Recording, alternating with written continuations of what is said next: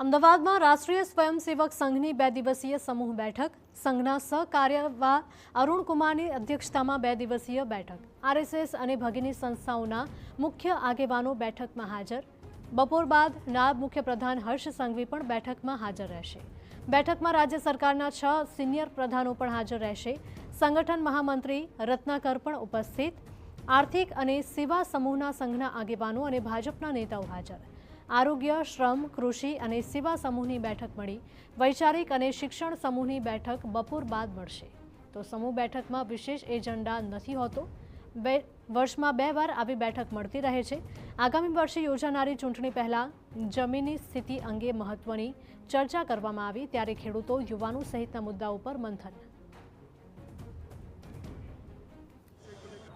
આર્થિક અને સેવા સમૂહ એવા 2 સમૂહની બેઠક 2 સત્રની હતી, જેમાં સંઘના કાર્યકર્તા જે તે ક્ષેત્રમાં કામ કરે છે એવા કાર્યકર્તા સાથે સંવાદનો કાર્યક્રમ હોય છે એ પ્રકારની આજે આ બેઠક।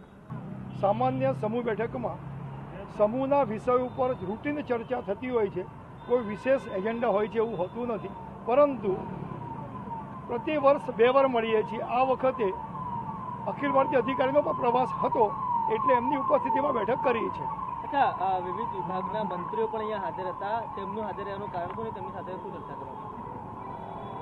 કોઈ અહીંયા ઉપસ્થિત રહેનારા વ્યક્તિઓ મંત્રી તરીકે નહીં પણ જે તે સમૂહનું કામ સાથે જોડેલા છે।